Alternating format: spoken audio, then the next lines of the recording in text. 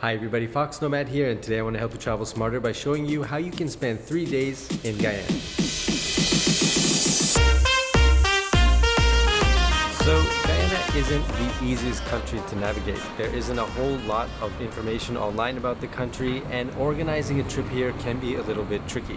So in this video, I want to kind of explain and show you some of the things that you might want to see while you're here and the best ways to go about them.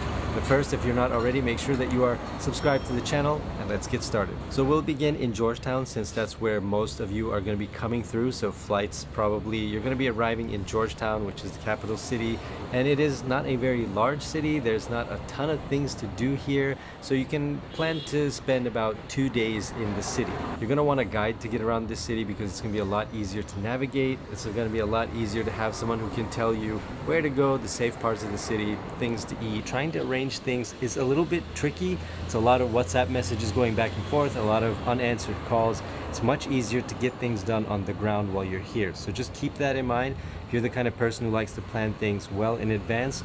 Now, when we talk about going to the Amazon or going to the jungle or doing Kaitor Falls, things where you need to leave this city and go to other parts of Guyana, those things you can usually plan in advance. You can get those tickets in advance, plan your guest houses in advance. But in Georgetown, you're going to need to do things on the ground.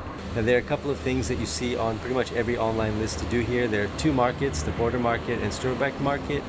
Honestly, I think for Sturbeck market, you could probably see that and just snap a picture from the outside. Don't really need to go inside. There are warnings about the crime there. There are warnings about the pickpockets there, and you can do it, but it's just not really anything amazing to see. What I would say though is to get some good food. And fortunately, when it comes to good food, there is a lot of it in Georgetown. There are a lot of Guyanese local places to try, a lot of Indian and Southeast Asian flavors here, as well as Caribbean flavors, and then mixed with a lot of the ingredients and dishes from the Amazon. So the cuisine here is really good, and most of the food place that you go is very clean and sanitary, so you don't have to worry about stomach issues, which is nice to know. And a couple of places that I would recommend for Guyanese local food, for example, I would start with Betancourt, which is a very local place. You see it has 2 lines. People are lined up to get this, especially during lunch. It gets very, very busy. They've got cook-up, they've got chicken, beef, they've got fish, they've got different kinds of rice. It is very flavorful. It is a huge portion of food there, and the prices are going to be about 2,000-3,000 Guyanese dollars, which is kind of on the middle budget sort of area when it comes to pricing for cuisine. They don't really have very many places to sit. It is a very small place, so you might have to get your food and then take it either back to the hotel or eat it in the car. But if you can grab one of the seats just right outside, then you can enjoy a meal. Great place to try. Also, I'd recommend Agman for Indian food. Very, very good Indian food. Very fresh, very flavorful, very tasty. They make everything on the daily, including all the sauces, gravies, curries, all the fruits and vegetables. Everything is fresh, nothing is frozen, and the flavor really comes through in their cuisine, so a really nice place to try. I'd also recommend going to Shanta's Puri Shop. Again, a very local place where you can try different curries and puris, and you can try different lentil dishes. You can try chickpeas. They've also got chicken, beef, rice, pork, and some fish, as well as some sweets. And they've also got pepper pot, which is a local dish here, as well as cook-up. The food can be spicy if you want it to be. It can be not spicy. So you have a lot of variety to choose from, and it all really seems to fit well with this heat, and also seems to fit well in this city, which seems to be kind of a mashup. And when it comes to food, you could spend days just in Georgetown eating your way through the city. Like I said, a lot of good places to eat, a lot of different varieties of food. But there are other things to do other than eat here, like go to the national park where you can feed manatees. You want to get there early in the morning, like around 8 or 9, and that's because the manatees haven't eaten yet, so you can grab some grass from the side there and put it in the water. The manatees will come up. They like to get fed. Also, if you want to walk, you want to get some exercise, if you're here for a longer period of time, that park is a good place to do it. Entry is free. There are a lot of wild birds there, a lot of wild birds, really interesting to watch and see them, and it's just a really nice experience, a lot quieter than it is in the city, and just something that you should do while you're here. But of course, you're in Georgetown now, you gotta go to the rainforest. There's something that I think everybody should do while they're here. It's probably the easiest day trip to the jungle that you can do from Georgetown, and that is to go to Kaitor Falls. It is about a 1-hour small plane flight, so a plane that holds about 15, 16 people.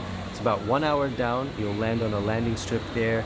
You'll take a 2-hour hike, so make sure that you wear really good shoes, that you have really good sunscreen on. If you're not a strong walker, then you might want to consider maybe just going to one of the stops. They're all different stops along Kaieteur Falls to show you different angles where you can take pictures and get all those awesome selfies and all those profile pictures for your social media. You'll spend about 2 hours there. You'll leave in the morning, typically, or when the flights go, although they have afternoon flights, and then it's about an hour back.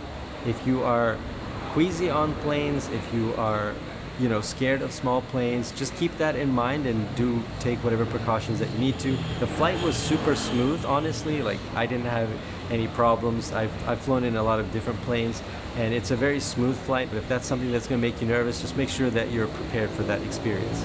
But once you get there, it is such an incredible experience.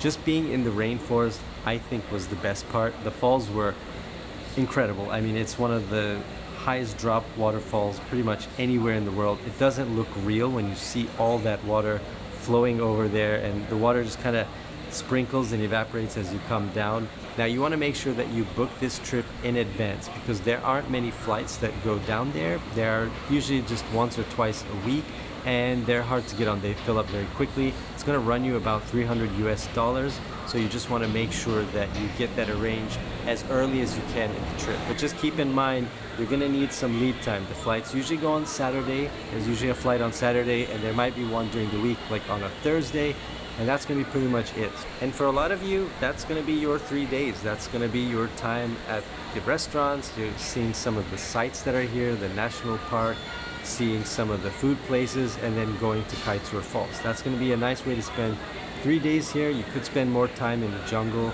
doing different things. You could spend more time in Georgetown, although, like I said, this city, in about 2 or 3 days, you're going to get everything that you can see here for most people who are traveling, and the real beauty is in the jungle. I make YouTube videos. I'm from here, and my husband also was born here. It still is a friendly country. So I just met two very nice people staying at the hotel here in a very common situation that I've come across while I've been in Guyana, and that is Guyanese people who have been born here. They grew up here, then they went overseas somewhere, and now they're coming back after some period of time, 10, 20. I met a guy when I went to Kaieteur Falls who hadn't been back to Guyana in 39 years. So that is a very common situation, but it seems like people who have grown up here keep that friendliness with them, and it's just a really nice experience. And a lot of them have told me that the changes here are just remarkable, that the changes in the city, for better or for worse, have been very, very, very apparent over the last even few years. So it's really interesting for me as a foreigner to see it kind of as a snapshot of what it is now, and try to imagine what it would have been like 10, 20, or 30 years ago, and trying to imagine what it'll be like going forward. I hope this video has been helpful for you. Of course, if you have any questions, feel free to let me know down in the comments below, and while you're down there, hit the like and subscribe buttons. I'll have new videos for you every week, and I'll see you in the next video.